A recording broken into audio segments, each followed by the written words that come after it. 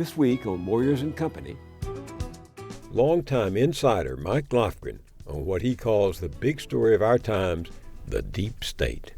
It is, I would say, the red thread that runs through the history of the last 3 decades. It's how we had deregulation, financialization of the economy, the Wall Street bust, the erosion of our civil liberties, and perpetual war. Funding is provided by Ann Gumowitz, encouraging the renewal of democracy. Carnegie Corporation of New York, celebrating 100 years of philanthropy and committed to doing real and permanent good in the world. The Ford Foundation, working with visionaries on the front lines of social change worldwide.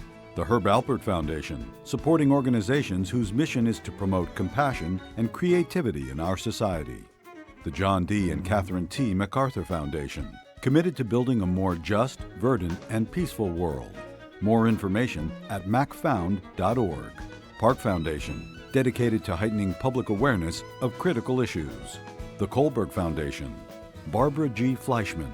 And by our sole corporate sponsor, Mutual of America, designing customized individual and group retirement products. That's why we're your retirement company. Welcome. If you've read the espionage novels of John le Carré, you know that no other writer today has so brilliantly evoked the subterranean workings of government, perhaps because he himself was once a British spy. Le Carré has a name for that invisible labyrinth of power. He calls it the deep state. And now, an American you're about to meet in this broadcast has seized on that concept to describe the forces he says are controlling our government, no matter the party in power. But Mike Lofgren's no intelligence agent, although he had a top-secret security clearance. He's a numbers man, a congressional staff member for 28 years with the powerful House and Senate budget committees. Over the years, as he crunched those numbers, he realized they didn't add up. Instead, they led him to America's own deep state, where elected and unelected figures collude to protect and serve powerful vested interests. Mike Lofgren was so disgusted, he not only left Capitol Hill, he left the Republican Party and wrote this book, The Party is Over, How Republicans Went Crazy, Democrats Became Useless, and the Middle Class Got Shafted. Now, at our request and exclusively for BillMoyers.com, he has written Anatomy of the Deep State. You'll want to read it as soon as we finish this conversation. Mike Lofgren, welcome. Good to be here again, Bill. This is a difficult subject to talk about. It would be easier if it were a conspiracy you're describing, but that's not the case, is it? No, I'm not a conspiracy theorist. This is not some cabal that was hatched in the dark of night. This is something that hides in plain sight. It's something we know about, but we can't connect the dots, or most people don't connect the dots. It's kind of a natural evolution when so much money and political control is at stake in the most powerful country in the world. This has evolved over time. And you call it the real power in the country. Correct. It is a hybrid of corporate America and the national security state. Everyone knows what the military-industrial complex is, since Eisenhower talked about it in his farewell address. We must guard against the acquisition of unwarranted influence, whether sought or unsought, by the military-industrial complex. The potential for the disastrous rise of misplaced power exists and will persist. We must never let the weight of this combination endanger our liberties or democratic processes. Everyone knows Wall Street and its depredations. Everyone knows how corporate America acts. They're both about the same thing. They're both about money, sucking as much money out of the country as they can, and they're about control, corporate control and political control. You said this, in your judgment, is the big story of our time. It is the big story of our time. It is, I would say, the red thread that runs through the history of the last 3 decades. It's how we had deregulation, financialization of the economy, the Wall Street bust, the erosion of our civil liberties, and perpetual war. You write, That the secret and unaccountable deep state floats freely above the gridlock between both ends of Pennsylvania Avenue is the paradox of American government in the 21st century. Well, that's just the thing. The common narrative of the last 5 years, and on a superficial level it's right, is that government is broken, it's dysfunctional, it's gridlocked. Well, that's true, and that is the visible government, the constitutional government we learn about in Civics 101, and it is gridlocked. But somehow Obama can go into Libya, he can assassinate U.S. citizens, he can collect all our phone records without a by your leave from anyone. He can even bring down a jet carrying a president of a sovereign country without asking anyone's permission, and no one seems to connect the two. The failure of our visible constitutional state and this other government that operates according to no constitutional rules or any constraint by the governed. You go on to say, though, that it's not just the executive branch that is the heart of this, that it's just one of the several constituencies that make up what you call the deep state. Well, it's all the national security functions of the government. It's the Pentagon, it's Homeland Security, it's the State Department. It's also Treasury because they have a kind of symbiotic relationship with Wall Street. For one thing, they control the flow of money. Absolutely. And that's why there's such a flow not only of money but of personnel between Wall Street and the Treasury Department. There's other aspects of government. There's a portion of the judiciary, a small portion of the judiciary, the so-called foreign intelligence surveillance courts. Most of Congress doesn't even know how they operate. Talk a little bit more about the nexus, the connection between the national security state and Wall Street, because this is a theme that runs through your essay. Do you know that about 30 blocks north of here, there is a restaurant that will sell you a truffle for $95,000? Also in New York, Christie's sold at auction a painting by Francis Bacon for $142 million. Now, a parallel situation with the national security state, the NSA spent $1.7 billion to build a facility in Utah that will collect 1 yottabyte of information. That's as much information as has ever been written in the history of the world. It costs $400 by the time the Pentagon finishes paying contractors to haul 1 gallon of gasoline into Afghanistan. That's a real extravagant amount of money. In both cases of the national security state and the corporate state, they are sucking money out of the economy as our infrastructure collapses. We have a tinker toy power grid that goes out every time there's inclement weather. Tens of millions of people are on food stamps. We incarcerate more people than China, an authoritarian state with 4 times our population. Does anyone see the disparity between this extravagance for the deep state and the penury that is being forced on the rest of the country? That isn't a natural evolution. Something made it happen. We're having a situation where the deep state is essentially out of control, it's unconstrained.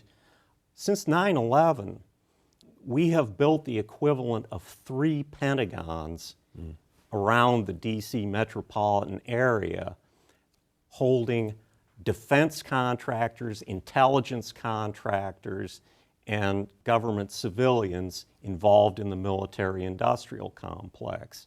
There are over 400,000 contractors, private citizens, who have top secret security clearances. And they are heart and soul of the deep state as you describe it. Absolutely. They're being privatized, which means the power shifts from accountable officials to unaccountable contractors. About 70% of the intelligence budget goes to contracts.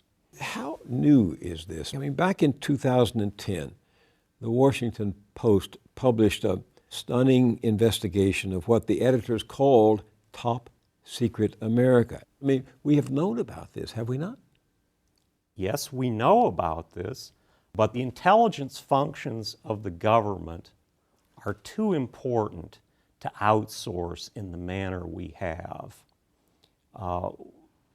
It's something where absolute discretion is needed and absolute trust that they are not violating civil liberties. And to put this kind of a burden, if you will, on private contract employees is, I think, become a great disservice. You say that you came to question this. It took you a while. It was a gradual enlightenment that took place. You were dealing with big numbers and particular details in the budgets that all of these agencies were sending to you when you were on Capitol Hill, right? You were seeing the numbers. Absolutely. And what was happening to the numbers? At the end of 2001 is we appropriated a lot of money, and it didn't seem to be going to Afghanistan, the proximate source of the 9/11 attacks. It seemed to be going to the Persian Gulf region, and I said, what's going on here? Saddam Hussein didn't bring down the Twin Towers. So the little light went on, and I began to sort of disenchant myself from the normal groupthink that tends to take over in any organization. Groupthink. At some point in your essay, you talk about how groupthink drives the deep state. It absolutely does, just as it tends to drive any bureaucratic organization. What do you mean by groupthink?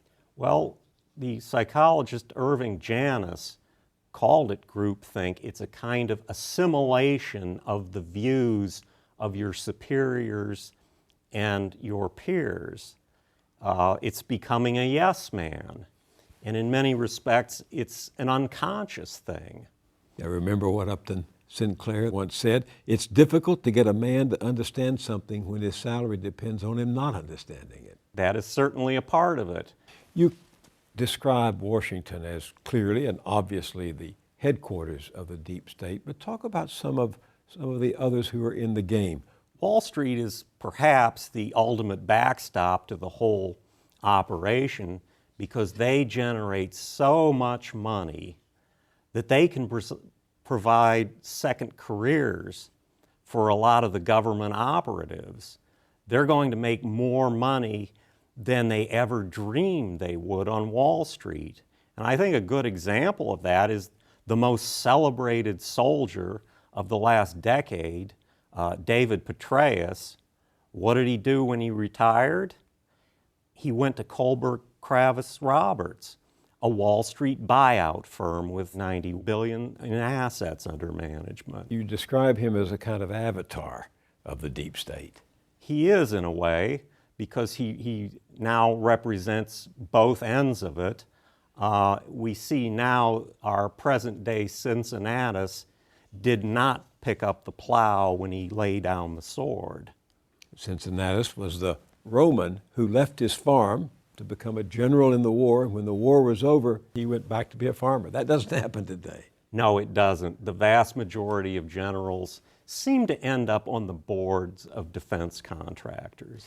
Talk a little bit about what you call this strange relationship between Silicon Valley and the government and how it fits into the deep state. Well, the National Security Agency could not do what it does. The CIA could not do what it does without Silicon Valley.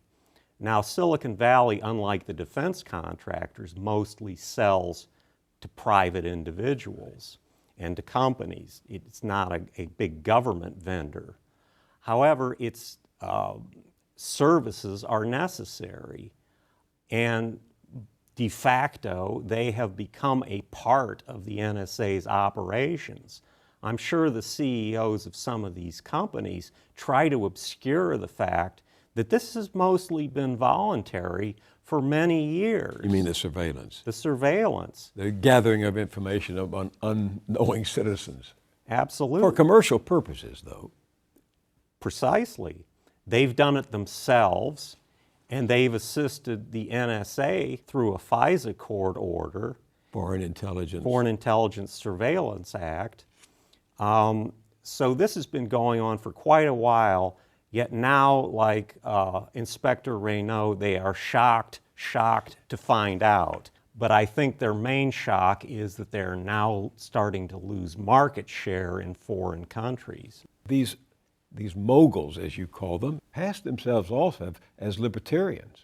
You know they that. do. They make a big pretense about being libertarians and believing in the rugged individualism and so forth.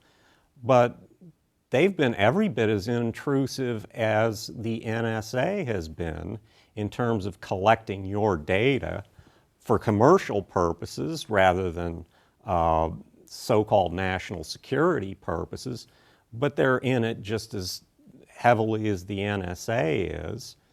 And they somehow managed to get the intellectual property laws rigged so that you are theoretically subject to a fine of up to $500,000 for jailbreaking your phone. Which means? Which means if you don't like the carrier on your phone that the manufacturer dictates you shall have, and you change it without authorization, you don't have the right to something you bought.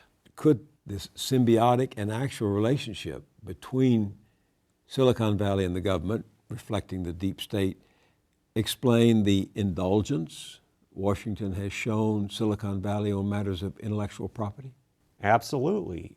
People no longer necessarily own their property that they buy if they're buying it from Silicon Valley. They simply have a kind of lease on it. If, as you write, the ideology of the deep state is not Democrat or Republican, not left or right, what is it? It's an ideology. I just don't think we've named it. It's a kind of corporatism. Now, the actors in this drama tend to steer clear of social issues. They pretend to be merely neutral servants of the state, giving the best advice possible on national security or financial matters. But they hold a very deep ideology of the Washington consensus at home, which is deregulation, outsourcing, deindustrialization, and financialization, and they believe in American exceptionalism abroad, which is boots on the ground everywhere. It's our right to meddle everywhere in the world, and the result of that is perpetual war. You say it is shadowy and more ill-defined. More ill-defined than what? It's more ill-defined than simply saying Wall Street or saying the military-industrial complex or saying Silicon Valley or the corporations. It's a symbiosis of all of the above. Here's your summing up. Quote, as long as appropriations bills get passed on time, promotion lists get confirmed, black or secret budgets get rubber stamped, special tax subsidies for certain corporations are approved without controversy, as long as too many awkward questions are not asked, the gears of the hybrid state will mesh noiselessly. Is that the ideology? That is a government within a government that operates off the visible government and it operates off the taxpayers, but it doesn't seem to be constrained in a constitutional sense by the government. Is there a solution to the way the system works now? I think we're starting to see some discord in the ideology of the factions that make up the deep state. We're seeing Silicon Valley jump ship. They are starting to protest against the NSA. We're seeing the Tea Party bailing out against the deep state. They may be wrong on many economic issues, but I don't think they're necessarily wrong on this one. So the public could be growing wise? I think they are. There's a much more vivid debate going on in the country about surveillance ever since the revelations by Edward Snowden. Mike Lofgren, thank you very much for being with me. It's good to be here, Bill.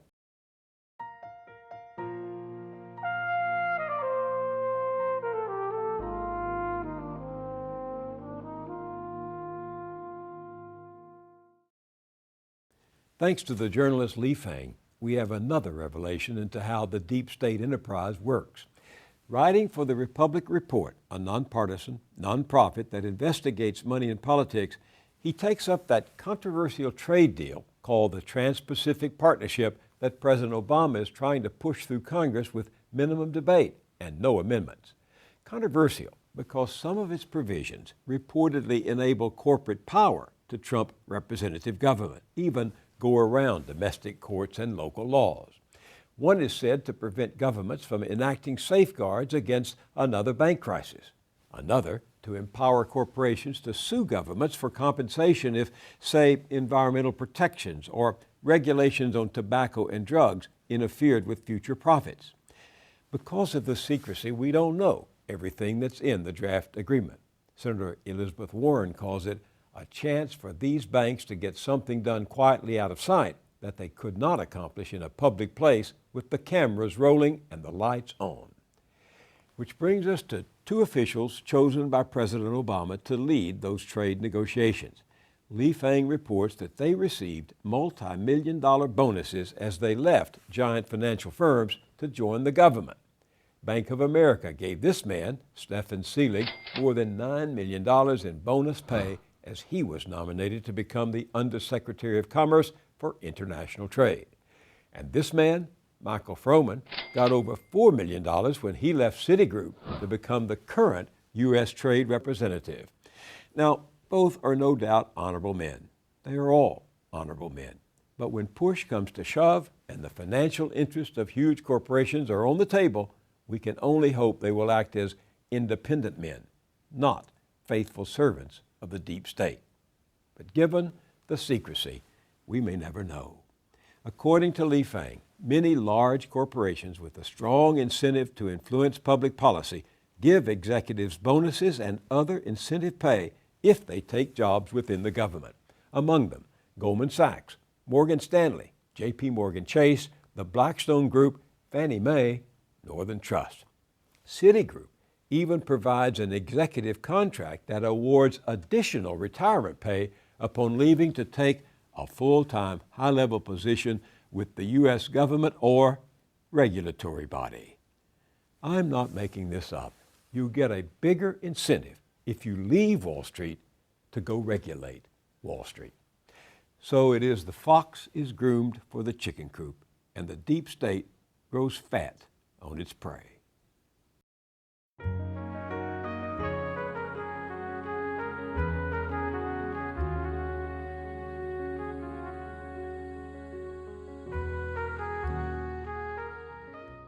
Coming up on Moyers & Company, a powerful new book breaks the code of dog whistle politics.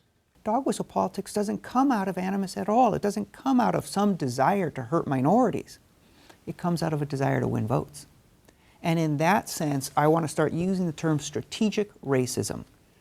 It's racism as a strategy. It's cold, it's calculating, it's considered. It's the decision to achieve one's own ends, here winning votes, by stirring racial animosity. And here's a hard, difficult truth. Most racists are good people. They're not sick. They're not ruled by anger or raw emotion or hatred. They are complicated people, reared in complicated societies. They're fully capable of generosity, of empathy, of real kindness. But because of the idea systems in which they're reared, they're also capable of dehumanizing others and occasionally of brutal violence. At our website, billmoyers.com, remember to read the complete text of Mike Lofgren's essay, Anatomy of the Deep State, and then tell us what you think. I'll see you there, and I'll see you here next time.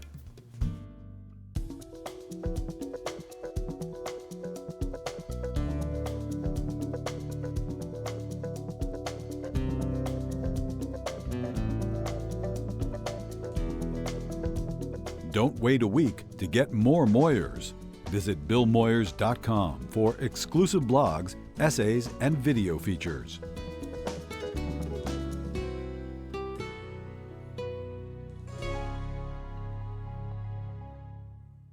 Funding is provided by Ann Gumowitz, encouraging the renewal of democracy. Carnegie Corporation of New York, celebrating 100 years of philanthropy and committed to doing real and permanent good in the world. The Ford Foundation, working with visionaries on the front lines of social change worldwide. The Herb Alpert Foundation, supporting organizations whose mission is to promote compassion and creativity in our society. The John D. and Catherine T. MacArthur Foundation, committed to building a more just, verdant, and peaceful world. More information at macfound.org. Park Foundation, dedicated to heightening public awareness of critical issues. The Kohlberg Foundation, Barbara G. Fleischman. And by our sole corporate sponsor, Mutual of America, designing customized individual and group retirement products. That's why we're your retirement company.